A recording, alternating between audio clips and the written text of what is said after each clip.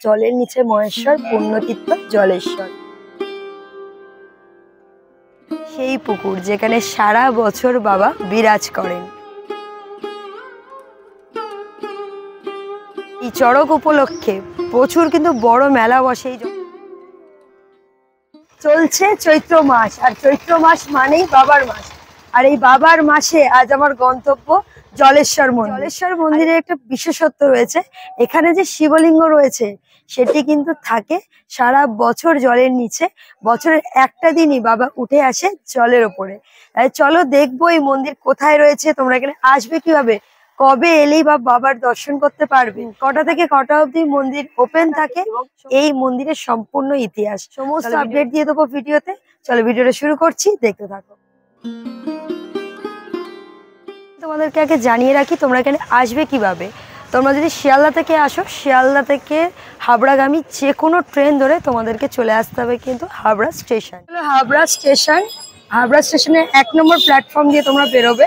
বেরিয়ে জাস্ট এই রাস্তাটা ধরে কিন্তু আমরা, এই যে রাস্তাটা সোজা হেঁটে যাচ্ছে সেই রাস্তা বরাবরই কিন্তু আমরা এখন যাব। চলে এসেছি কিন্তু আইল্যান্ডে। এই যে দেখতে পাচ্ছি এদিকে রয়েছে কিন্তু বিবেকানন্দের স্ট্যাচুটা, তোমাদের ল্যান্ডমার্কের জন্য দিয়ে দিলাম।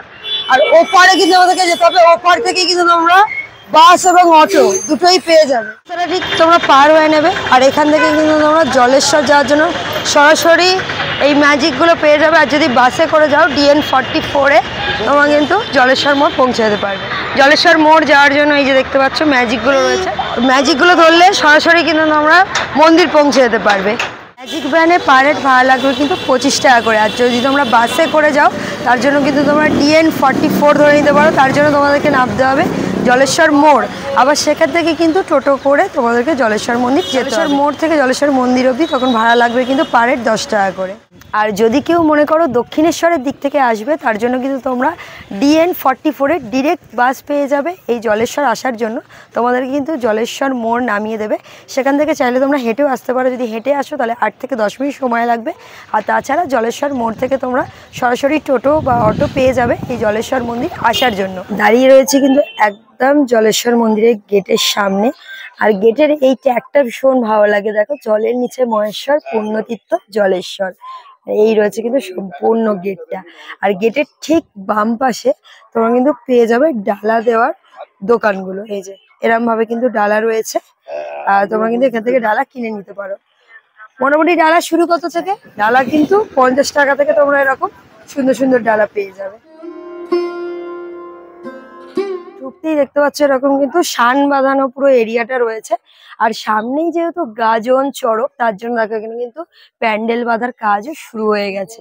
সোজা আমরা যাব জলেশ্বরের যে মেন বাবার মন্দির, আর তার ঠিক বাঁ দিকে রয়েছে কিন্তু মায়ের একটা সুন্দর মন্দির। এখানে কিন্তু মা টেম্পোরারি রয়েছে। আর পাশে দেখাচ্ছি তোমাদেরকে এই মন্দিরটা কিন্তু মায়ের হচ্ছে। এই রয়েছে কিন্তু কালী মন্দির। আর মাকে সবাই দর্শন করে নাও। আর এখানে কিন্তু পুরোহিত থাকে, তোমরা কিন্তু পুজো দিতে চাইলে এখানেও নিতে পারো। এই টেম্পোরারি মন্দিরটা তো তোমাদের দেখালাম, তার পাশেই কিন্তু তৈরি হচ্ছে মায়ের এই সুন্দর মন্দিরটা। এখনো কিন্তু কনস্ট্রাকশনের কাজ চলছে, বেশ উঁচু সুন্দরই হবে মন্দিরটা। এই ডান দিকে রয়েছে জলেশ্বর শিব মন্দিরের দান মঞ্চ। যে কোনো অনুষ্ঠান এখানেই কিন্তু হয় প্রত্যেক বছর। এবার কিন্তু যাব বাবার মেন মন্দিরে, মেন গর্ভগৃহ যেটা রয়েছে সেটা এই সিঁড়ি বেয়ে আমরা এখন যাব। আর এই রয়েছে কিন্তু বাবার মন্দিরের পুরো বাইরের অংশটা।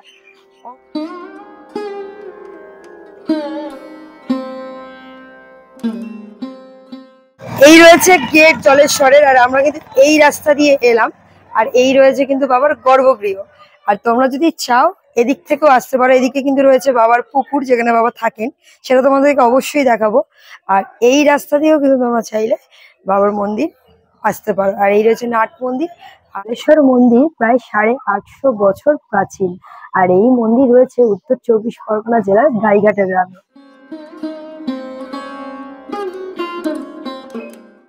সুন্দর কিন্তু গর্ভগৃহের চূড়াটা করা রয়েছে, সামনেটা দেখতেই পাচ্ছ।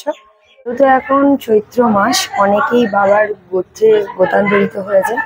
তারাই কিন্তু এখন এই ব্রহ্মশিলাতে জল নিবেদন করছেন। আর অনেক ভক্তরা পুজো কিন্তু দিচ্ছেন বাবাকে। এই যে বাবার ব্রহ্মশিলাটা তোমরা দেখছো, এটা কিন্তু সারা বছর পূজিত হয়। আর যেটা গাজন এবং চড়কের সময় ওঠে, মানে তোলা হয় বাবাকে, সেটা কিন্তু থাকে জলের নিচে। তো সেটাও তোমাদের কিন্তু দেখাবো।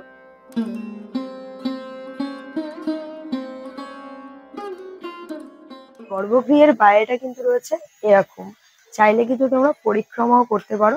অনেকটা জায়গা কিন্তু বেষ্টিত রয়েছে, এই যে এইভাবে কিন্তু পরিক্রমা করতে পারবে। মন্দিরের গায়ে হিন্দু পুরাণের বিভিন্ন চিত্র এখানে ফুটিয়ে তোলা হয়েছে।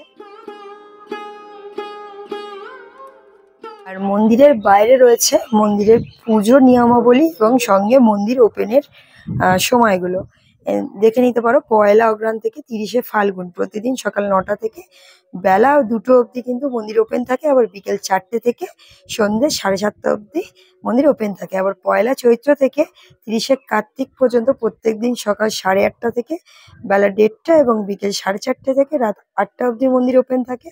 আর শ্রাবণ চৈত্র উৎসবের দিনগুলো বাদে প্রত্যেকদিন বেলা 12টায় মন্দিরে পুষ্পাঞ্জলি হয় প্রত্যেকদিন, এবং বিশেষ পুজো দানেরও ব্যবস্থা রয়েছে। এই রয়েছে মন্দির, আর মন্দিরের একদম সোজা রয়েছে কিন্তু বাবার সেই পুকুর। রয়েছে কিন্তু বাবার সেই পুকুর, যেখানে সারা বছর বাবা বিরাজ করেন। চৈত্র মাসের 3য় সোমবার দিন বাবাকে কিন্তু এই পুকুর থেকেই তোলা হয়। প্রতি বছর চৈত্র মাসের 3য় সোমবার বাবাকে সন্ন্যাসীরা এই পুকুর থেকেই তোলে এবং পরের দিন পায়ে হেঁটে হালিশহর গিয়ে বাবাকে গঙ্গায় স্নান করিয়ে আনেন। তারপর ফিরে স্থানীয় 8টি গ্রামের ভক্তদের বাড়িতে পূজিত হন বাবা। পয়লা বৈশাখের দিন আবারও সন্ন্যাসীরা এই শিব পুকুরে বাবাকে রেখে আসেন। যেহেতু বাবা সারা বছর এই পুকুরেই নিমজ্জিত থাকেন, তাই এই পুকুর শিব পুকুর নামেও পরিচিত। রয়েছে হলো বাবার মূল গর্ভগৃহ, আর গর্ভগৃহের দিকে তাকিয়ে রয়েছেন কিন্তু স্বয়ং নন্দী মহারাজ। বাবার এই জলের নিচে সারা বছর নিমজ্জিত থাকার পিছনেও রয়েছে একটি কথিত ইতিহাস। শোনা যায় মোগল রাজত্বকালে হিন্দু বিদ্বেষী নবাবদের অত্যাচারের সময়কালে এই মন্দিরে শিব মূর্তিকে ভক্তরা সারা বছর জলের নিচে লুকিয়ে রাখতেন এবং চৈত্র মাসে জল থেকে তুলে এবং গাজনের পুজো করতেন। সারা বছর মহেশ্বর জলের নিচে থাকেন বলেই এই মন্দিরের নামকরণ করা হয়েছে জলেশ্বর মন্দির। মন্দিরের আশপাশটা দেখাই, দেখো মাটি থেকে কতটা উঁচুতে রয়েছে মন্দিরটা, আর মন্দিরের পরিবেশটা দেখতে পাচ্ছ ভীষণই খোলামেলা। আর গোবরডাঙ্গার জমিদার 60 বিঘা জমির ওপরে এই মন্দির কিন্তু প্রতিষ্ঠা করেছেন। আরও একটা কথা জানিয়ে রাখি, এই জলেশ্বর মন্দিরে নীল পুজো এবং চড়ক কিন্তু অনেক বড় করে পালিত হয় প্রত্যেক বছর। আর এই চড়কের সময় বিশেষ আকর্ষণ থাকে কিন্তু বটি ঝাঁপ। আর এই বটি ঝাঁপ দেখার জন্য বহু ভক্তরা এবং সন্ন্যাসী ভক্তরা এই মন্দিরে কিন্তু সমাবেশ জমান। শিবরাত্রি এবং শ্রাবণ মাসেও প্রচুর ভক্তরা কিন্তু এই মন্দিরে সমাবেশ জমান।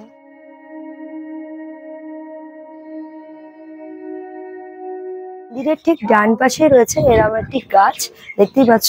বহু ভক্তরা কিন্তু এখানে মনস্কামনা পূরণের জন্য ঢিল বাঁধেন, আর সঙ্গে কিন্তু তোমরা এখানে ধূপ দীপও জ্বালতে পারবে। যারা এই জলেশ্বর মন্দিরে এসে স্নান করে বাবাকে পুজো দেবে ভাবছো, তার জন্য পুকুরের পাশেই কিন্তু বস্ত্র পরিবর্তনের এরকম জায়গা রয়েছে মহিলাদের জন্য। এবার তোমাদেরকে বলি এই জলেশ্বর মন্দির তৈরির ইতিহাস।